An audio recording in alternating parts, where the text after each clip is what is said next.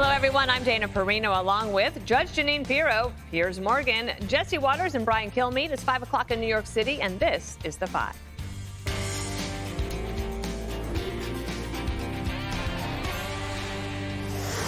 Fox News alert, the massive manhunt underway in Maine. Authorities still desperately searching for Robert Card. He's the suspect believed to have shot and killed 18 people in Maine and injuring 13 others. Dozens of FBI agents aiding local and state officials in their ongoing search, and residents continue to shelter in place in multiple counties. Nate Foy live on the scene in Lewiston, Maine. Nate, what is the latest on the search for Card? Well, Dana, 22 hours into this manhunt, authorities are still spread out across multiple counties trying to find the man who they say is responsible for the worst mass shooting in Maine's history. Right now, there is a scattered presence, but one specific place that we're watching is where Card lives, in Bowdoin, Maine. Take a live look at this. This is 25 miles east of where we are in Lewiston, and 25 miles farther east on the coast, Dana, the U.S. Coast Guard confirms that it's following up on a possible sighting in Booth Bay Harbor. They're using aviation units there, and the town over from this camera near Card's home is called Lewiston. Take a look at this. That's where Card's vehicle was found near a boat landing. Where he is right now is anyone's guess. There's no defined search perimeter. There's a shelter-in-place order that stretches across multiple counties. Card is accused, you mentioned, of murdering 18 people at two different locations and injuring 13 people. Those two locations were a bowling alley and a bar. 3 of the 13 injured are still in critical condition. Now, Card is a trained firearm instructor. He's a member of the Army Reserve, and he has documented mental health issues. All that has people in this area very scared of what he might do next. I slept on and off for about 2-3 hours. Moving forward, how do we move forward? Feeling as a community, we're numb, we're hurt, we're, like how can you feel safe again? How can we send our kids to school? Yeah, Dana, right now Lewiston is a ghost town. Pretty much every single business is closed. The only people that you see out are members of the media as well as law enforcement. We do have a press conference coming up with Senator Susan Collins at 6 o'clock, so we'll see what she has to say. But right now, everyone is just hoping for good news. We'll send it back to you. Thank you, Nate. And Jesse, you have a lot of ties to Maine. It's a state that you know well and an area that you visited. Yeah, we have a house right north of Booth Bay Harbor where there was just a sighting, we believe, of this gentleman. Shouldn't call him a gentleman, but this individual. And there's a lot of patriots there, a lot of heavily armed patriots there that are going to be well protected and that are going to call police immediately if they see something suspicious. We now have the Coast Guard involved. But Dana, if you elongate the coast of Maine, it's basically the entire length of the United States. And where this guy is in Livingston, which is a little, I guess, inland, you could say, there are rivers that feed right out into the water. And it's densely forested. And so this terrain is wretched. It's easy to hide in. And he may have had a cabin somewhere. And he has an ATV. He probably has a canoe. This guy looks like he planned it. So he could be north, he could be south, he could be stashed away. We don't know where he is. But I'm a little concerned about this. I don't like the fact if someone's involuntarily committed to a mental institution and no one initiates the process to take away his firearms. That is insane to me. And whoever didn't initiate that process to take this guy's firearms away has blood on their hands. And we don't know a lot about what's going on right now, but that right there is your patriotic duty.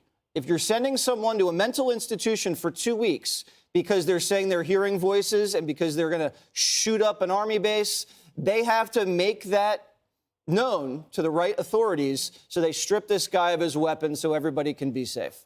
Judge, what about either that law or what do you think the police in terms of the coordination that is going on right now to try to find him?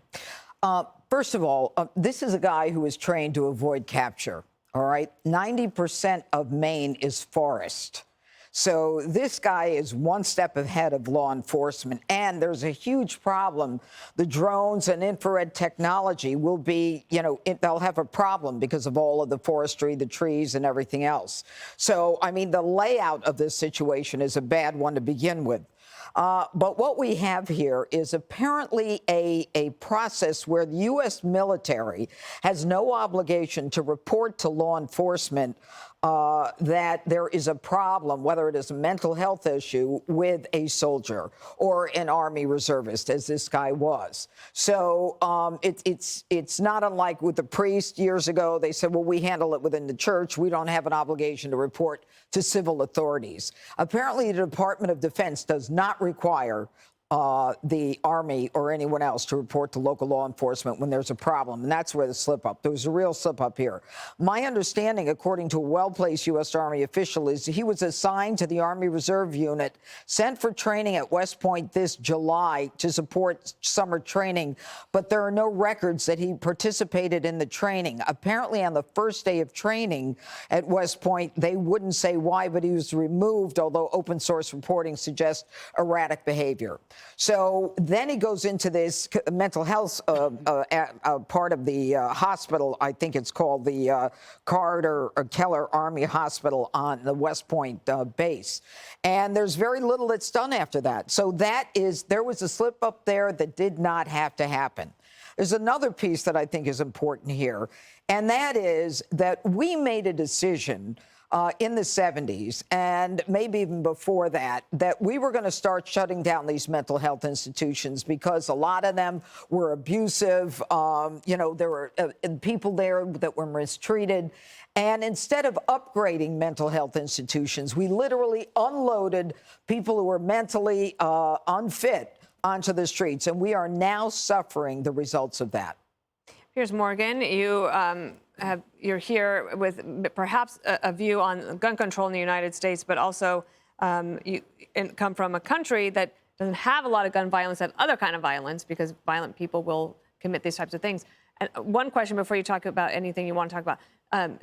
Does Britain allow for the involuntary institutionalization of people if they have mental health problems like this? I think you can be voluntarily or involuntarily put into a mental institution, absolutely. I mean, what I would say generally, look, first of all, my heart goes out to all these families because once again, you're seeing similar imagery of a shooter with one of these semi-automatic rifles, and a lot of lives have been lost, and a lot of people's lives have been ruined, and families are grieving and mourning, and it's heartbreaking. Secondly, as I learned the hard way, over the years, Americans don't really take to my accent or somebody called Piers lecturing them about how to lead their lives or about their culture or about their laws. I get that.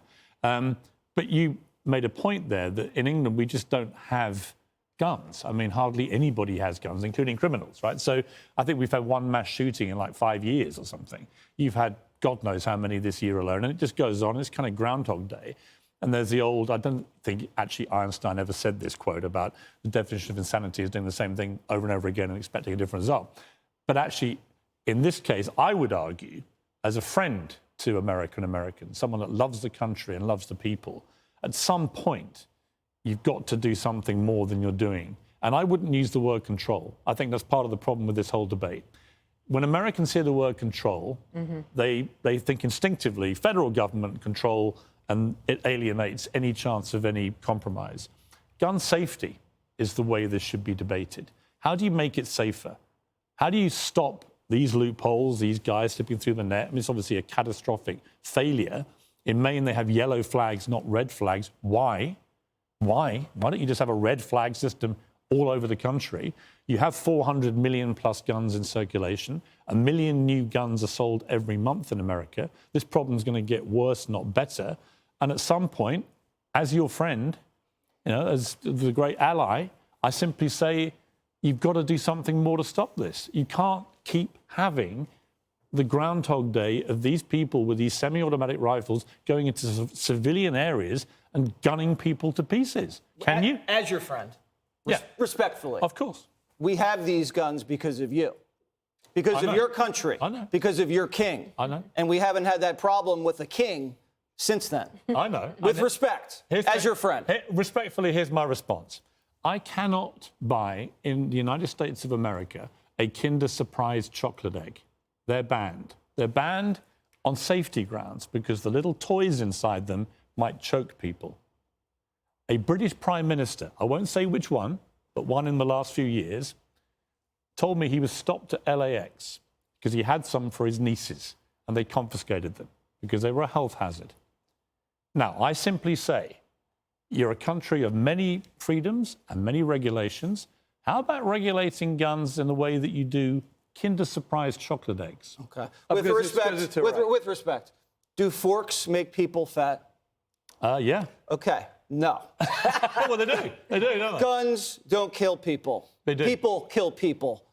Guns also Forks kill people. don't make you fat, Piers. Guns do kill people. Forks don't make you fat. Want to jump in, Brian? Yeah, a couple of things. Just on this in particular, his family spoke out. They're asking him to surrender. NBC's reporting that there was a note found. They don't know what the note says. They haven't said anything yet. They do know that he has registered a watercraft. So this guy could have planned an escape. He seems very organized.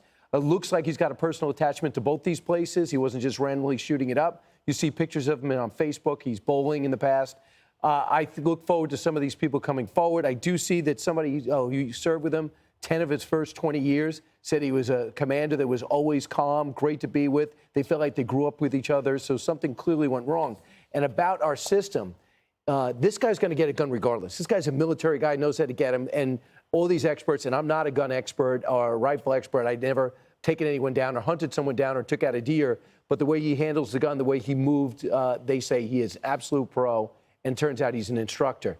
He was going to get a gun anyway. But there was a system in place to stop him. He was institutionalized, just like the same system in place that says, after 10 days, you are now cured from your addiction.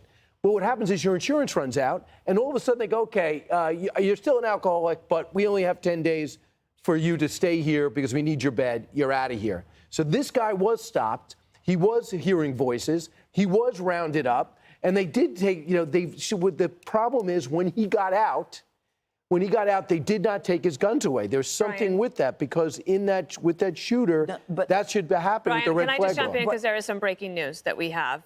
There is apparently, David Spunt, I think, is with us from DOJ. We have, Fox Digital is on the ground there. Apparently there's some loud bangs. And David Spunt, are you there? No, you're not there. Okay. So he is saying that there might be some action here, guys. So we are going to keep a close eye on this. We know that's where his house is, too, right? Yes. And so we will try to get David Spunt and more information for you. But if I can respond to what was just being said, they have a yellow flag law in Maine. The yellow flag law in Maine, different from a red flag law, requires law enforcement to detain the individual, get a medical professional to come in and say he's a danger to himself or others. Now, if the Army doesn't tell law enforcement that there's a problem, law enforcement isn't going to find the medical person to detain him and to find out and to then enter him into a program. 2 weeks is never enough for anything in terms of getting someone better. Yeah. So, Judge, I would say this. Somebody put him in there. So was it the military that put him in there? Military put him in there. That's an Army-based hospital. But the difference between the flag system, as I understand it, is with yellow flags, families can't notify a judge directly, right? And that's in a red flag, they can. Yeah. So in this case, his family knew he was severely mentally disturbed. They knew he owned guns. They knew that he had publicly threatened to commit a mass shooting. Just like Nashville, by the way. And this is, by the way, all in the last 3 months. Right? I mean, I'm not sure how many more flags this guy had to raise, but because the system didn't allow for his family to go directly to a judge, as it would under a red flag system. So I simply say, why not make red flag system mandatory? The family can go to law enforcement. There is that they have the freedom to do that in every state, as long as law enforcement then gets a medical professional who assesses him and says he's a danger to himself or others. In a red flag system, it's the judge that makes that calculation. But the cop I was the judge who made that calculation. I know. But the cop has to bring me the person. And in order to get that person, you need law enforcement to bring him in. So, Dana, you're still following what David Spunt's saying, right? Which basically he might have heard something. There might have been a bang. And so what you're seeing right now is new video that is just in. The FBI and local police, of course, they are outside the last known address. There is a loud bang. Apparently, the FBI is trying to make contact as they believe that Robert Card may be inside. That is the reporting that we are getting from David Spunt. He is our correspondent at the Justice Department. We're trying to get him up with us here in a moment. We have Fox News Digital on the ground there reporting as well. So we're going to keep talking about this here because There's obviously plenty going on. That Go would ahead. surprise me, knowing what we know about this guy and how well trained he is, that he would go back to his last house. address Yeah. after murdering a slew of people in the middle of a manhunt. Running out of his car with leaving his door wide open. That doesn't seem like something he would do. Either he's a total insane person and he would go back home. Some people go back home after shooting people and put some chicken in the oven. But something tells me this is not him. I could be wrong, but this would be the last place you would go during a manhunt. if Although that's- his family did say, I think it was his sister, said that he was having these episode periods, really bad mental health episodes, and then he would be perfectly normal. And she felt that when he was, if he could get back to a place of normality after this, he would feel so bad at what he'd done. But that's he not would enough. then do something. That's not enough. The fact that if he is in his home, that shows that he is not connected to reality. Because anyone who has done that would know that I have to abscond, I have to get away. So whenever, for example, I had an insanity defense as a prosecutor, that's great. He was crazy when he killed a woman, but then he knew to get away, get a gun, get a boat, take a ride. You know, this may show that he's more insane than we think. There was also Can I ask something? Yeah. Go ahead. I mean, you're Americans, right? It's your country. Pretty These are- much. These are happening on your watch. Out of interest, I mean, how do you feel about this incessant volume of really catastrophic mass shootings? What do you think should be done? Well, I actually just purchased my first firearms last week. And it was a big moment for me as an American. I'd never done it before. I grew up in Philadelphia. We weren't a family that came from guns. My father grew up in Hartford, Connecticut. It wasn't something that we did, but now we're out in the country. And if you have a young family, Piers, and you're out in the middle of the woods, I get it. you can't call 911 and just hope for the best. I get it. You have to defend your family. Yeah. And so everybody thinks that way, especially in a place like Maine. Yeah. As we said, talk about densely populated, it is more densely forested in Maine than Alaska. Wow, I So didn't know you make that. a phone call if someone's at your door or on your premises, you're waiting maybe sometimes 15, 20 minutes for police to show up. That is valuable time if you're trying to defend your family, your children, or your property. You need a weapon, and maybe you need an AR-15 because you have to have something semi-automatic and you have to have something accurate that you can handle well in a tight spot. So my question is, I get that, and I remember Bill Maher arguing the same, that he bought a firearm because he thought he had to be able to defend himself in a country where a lot of people have guns. I get it. We don't have them in England. Netanyahu just told everyone in Israel to get a gun. Right. So I completely understand why people in America feel the need to arm themselves to defend themselves and their family. That's not my question. My question is the volume of these mass shootings is increasing. The volume of guns being sold each month is massively increasing. Mental health problems seem to be increasing. Over-medication seems to be increasing. It's a lethal cocktail that's getting worse, not better. You're smart people. I just wonder, what does America do about this? What America has to do is we have to start making sure that people who get guns are not mentally unfit to have them. There are HIPAA laws in the United States that prevent a lot of this information from being garnered. But the truth is, Piers, we are so far down the road where in Chicago, every guy's got an illegal gun. Yeah. Every criminal does, that we have to get guns to protect ourselves. My son is here. He was at Chicago University last year, and a couple of students were shot while he was there. I mean, Chicago is an absolute bastard. nightmare. To build on what you're saying, and to build on what your point is, it's a mental illness issue because we did not have this problem until the last 15, 20 years. Columbine was really the first. We always had guns. We had more guns. We had less regulation than we had right now. I didn't grow up in a gun culture, but I appreciate that it's one of our rights, and I'm not looking to give it away. And what happens is when you crack down on regulation, because we all have the same objective, to never have this happen again. Yeah. When you crack down on regulation, you just stop the people like us that would buy a gun and abide the laws. We're going to get the permits. We're going to go to the range. We're going to get the training. We will make sure it's in a lockbox. We're not the problem. But more regulations clamp down so we continue to change our lives if the gun is in your culture and your choice, while the reckless lunatics like this guy will continue to shed the laws. So I get that completely. I completely understand that logic, and it makes perfect sense. Right? I get it. But what do you do then? What can you do to stop this ever-increasing volume of real massacres? Because they are increasing in size, scale, death toll. But this guy would have been caught had the Army notified law enforcement. You know, it was like 9/11 when what the CIA wasn't talking to the FBI. You know, now they're talking to each other. Now you have to have the Army notify local authorities. All right, that's one legislative change right off the bat.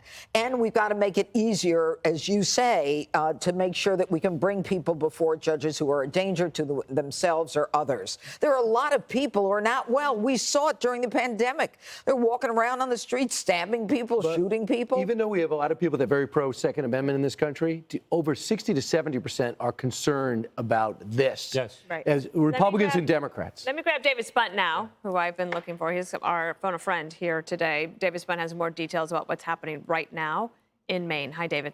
Hi, Dana. Hi, everyone. So we're told right now that they are at a couple of properties that are associated with Robert Card, the suspect. And a source just told me over the phone that these are likely flashbangs. This is standard procedure to try to see if he is inside, to make comment or to make contact, rather, to have him come out and come into custody. I asked whether or not they would have obviously looked at these homes earlier today, because these addresses have been known to law enforcement and actually known to members of the public and members of the media by just doing a simple Google search earlier today. And yes, they have been at the homes earlier, but for some reason now they are using flashbangs. I was told not to read into anything specifically, meaning that he's going to walk out or he's necessarily inside. But it's always been a concern, Dana, and everyone, that this man, Robert Card, has had a scanner or several police scanners and is clearly listening potentially to every move that law enforcement is making. So just kind of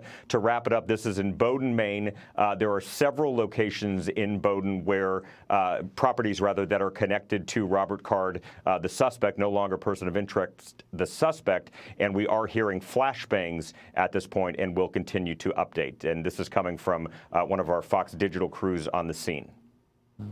David Spunt, thanks for rushing to the studio for us. We appreciate that. We will continue to monitor breaking details on the manhunt for the Maine shooter. Hey, Sean Hannity here. Hey, click here to subscribe to Fox News YouTube page and catch our hottest interviews and most compelling analysis. You will not get it anywhere else.